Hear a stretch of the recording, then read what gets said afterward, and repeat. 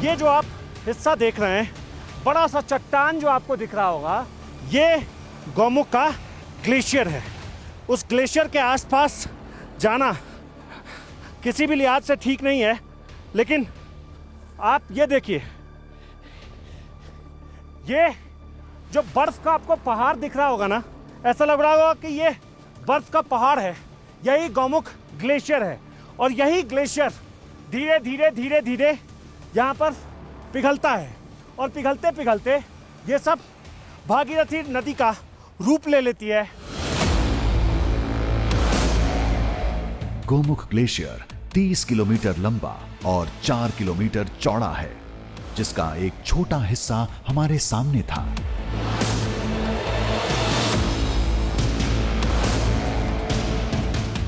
Glacier से टपकती हर एक बूंद भागीरथी यानी गंगा नदी का हिस्सा बनकर यहां से 2600 किलोमीटर दूर बंगाल की खाड़ी तक का सफर तय करती है। इस दृश्य को देखना एक अद्भुत अनुभव था।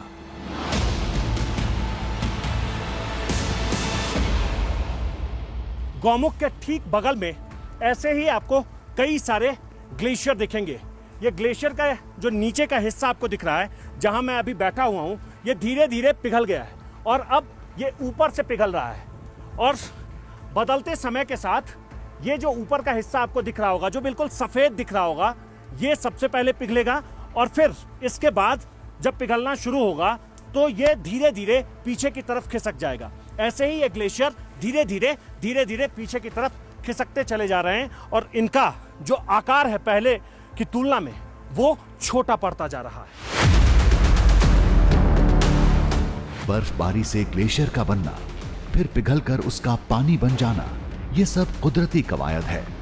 समस्या तब खड़ी होती है जब इस प्रक्रिया में असंतुलन पैदा होता है।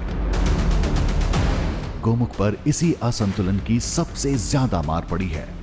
जलवायु परिवर्तन से पिघलने की रफ्तार बर्फबारी से कहीं ज्यादा तेज है।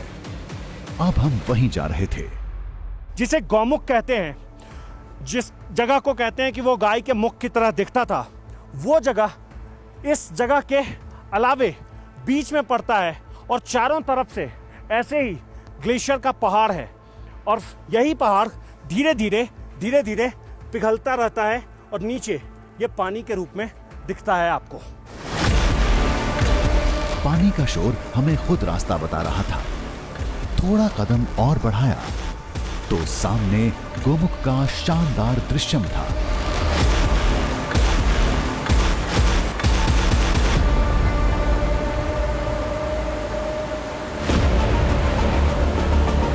ये हम पहुंच गए गोमुख के करीब। आओ। ये है देश की सबसे पवित्र नदी गंगा का मुख यानी गोमुख।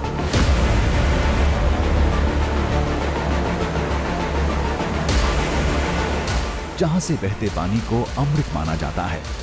गंगोत्री धाम से 22 किलोमीटर दूर हम अपनी मंजिल पर खड़े थे। सामने ग्लेशियर का मुंह खुला था। अंदर से पानी की तेज धार बह रही थी। हम कुछ देर तक बस यूं ही निहारते रहे। हम गौमुख के बिल्कुल करीब पहुंच गए हैं। यही वो जगह है जिसको आज का गौमुख कहते हैं, जो धीरे धीरे खिसकते खिसकते गंगोत्री से बहुत आगे आ चुका है और यहाँ तक पहुँचने में जितनी परेशानियाँ हैं, जितनी दिक्कतें हैं, वो सब इसे देखते हुए दूर हो जा रहा है, ऐसा मुझे लग रहा है। हमने गौर से देखा, वाकई अब इसका आकार बदल चुका था। वाकई अब ये एक गुफा के आकार का हो गया है। यही है वो जगह जिसे गौमुख कहते हैं। गाय के मुख जैसा ये पहले दिखता था, हालांकि अब इसका आकार बदल गया है बदलते समय के साथ। लेकिन यहाँ से जो पानी निकल कर सामने आ रहा है, जो ग्लेशियर पिघल रहा है और पानी ऐसे निकलता जा रहा है, इसी पानी को भागीरथी नदी कहते हैं। ये जो हिस्सा है इसी को कहते हैं भागीरथी नदी, जो नदी आगे जाकर देवप्रयाग में गंगा नदी का रूप ले लेती है। आकार भले ही पहले जैसा नहीं रहा, लेकिन पानी की रफ्तार जस की तस थी। अंदर से बहुत तेज धारा बाहर निकल रही थी। मुहाने पर बड़ी बड़ी शिलाएं भी रास्ता रोकने में नाकाम थी।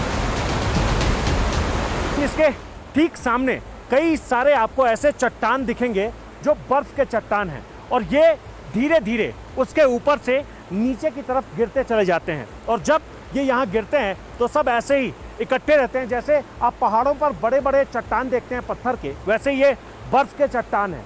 और ये धीरे धीरे यहीं से ऊपर की तरफ से ये नीचे गिरते हैं, और इनके नीचे गिरने की वजह से होता ये है कि इसका जो स्थान है वो धीरे धीरे पीछे की तरफ खिसकता चला जाता है।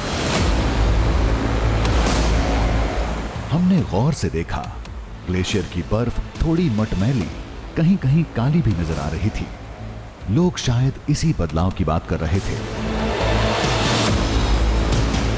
इसकी एक खास वजह है, यहाँ के पहाड़ों में मिट्टी के अंश बहुत ज्यादा होते हैं जो बर्फबारी के बाद ग्लेशियर में समा जाते हैं।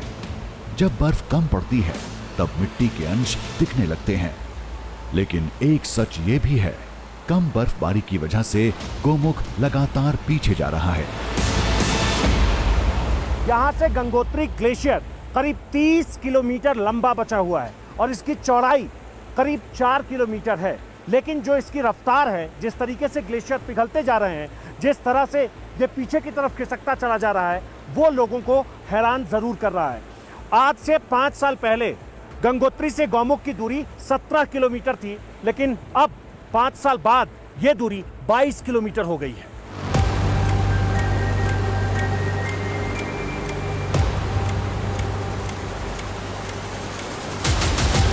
गोमुख का पीछे जाना, बर्फ काली दिखना, ग्लेशियर के शिखर में दरार आना, इन सब की एक ही वजह, ग्लोबल वार्मिंग। इसका गोमुख के भविष्य पर कितना असर पड़ेगा? क्या ये विलुप्त हो जाएगा? ये हम अंत में जानने की कोशिश करेंगे।